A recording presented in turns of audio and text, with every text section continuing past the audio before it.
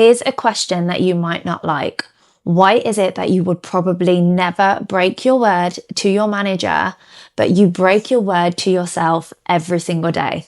Think about it. If your manager asks you to complete a deadline, you will do that. If a friend asks for a favor, you'll probably be the first one to show up right away. You're likely the most reliable person in everyone's life, but then when it comes to the things that you say that you're going to do for yourself, work on your own business idea, go to sleep earlier, maybe go for a run, you break that promise in a heartbeat. Therefore, we've built this secret belief that our own word, it doesn't actually matter. We think we lack discipline or we're just not motivated, but stop. Motivation is a feeling, discipline is a standard. Today, we're going to look at why so many of us lack self-trust and how we can really start closing that gap together. In my world, a self-audit isn't about judgment or punishment. It's simply checking if what we say that we would do matches what we actually did. I want us to do a self-audit of our last 7 days. If I looked at your calendar, the things that you said that you were going to do for yourself versus the things that you actually did for yourself, would the numbers match? I'll be the first to go. If I audit my last 7 days, they would not. I told myself I would be asleep by 10:30 every night, and that just hasn't happened. I've been staying up later, watching Netflix, speaking to my husband. I've been breaking that promise to myself. Most people aren't great at keeping their own word. We give so much of our time and energy to everyone else, but so little back to ourselves. The discipline, it's not about being a robot. It's about making sure the person who actually makes a plan also follows through. When there's a big gap between what you intended to do versus what you actually do, it feels so frustrating, as if you're failing yourself. When that gap is small, you feel in control and confident.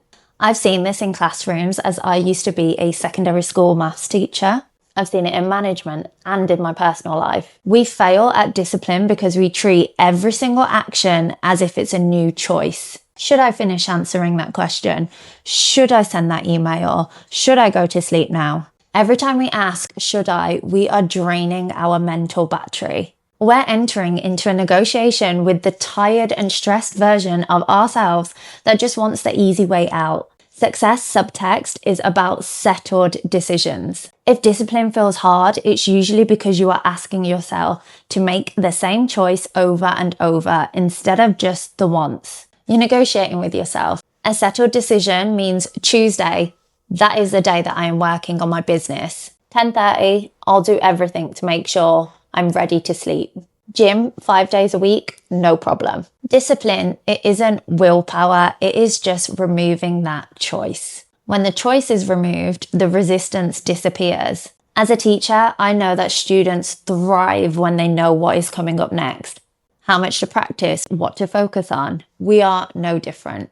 I want to be real with you for a second. We often talk about discipline in the context of winning, when we're getting the fast track promotions, going to the gym, getting the results. What happens when life actually gets hard? When you're going through a difficult time personally, maybe it's a relationship ending, maybe it's family issues, maybe your mental health just feels heavy. In those moments, discipline is usually one of the first things to go. We think, what's the point of gym? What's the point in this morning routine? I am exhausted. I just want to give up on it all. I've been there. In fact, that was me. This morning, I've had those moments where hard things just feel impossible and everything is piling up on top of you.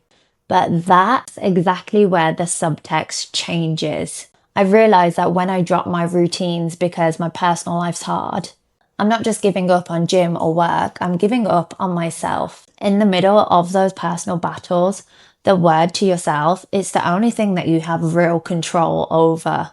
Choosing to show up, even if it's just for 10 minutes. It isn't about forcing yourself, it's about choosing you. It's about saying, my life is difficult right now, but I am still worth the effort. And honestly, keeping your word to yourself when you are at your lowest, it is the ultimate act of self-trust.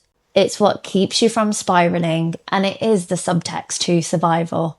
That is where real confidence is built, not when everything feels like it's going right, but when you choose to back yourself when everything feels wrong. I want you to hear me because I am saying this to you as much as to myself. Discipline is one of the highest forms of self-love. It's telling your future self, I'm willing to do the hard things for you today so you do not suffer tomorrow.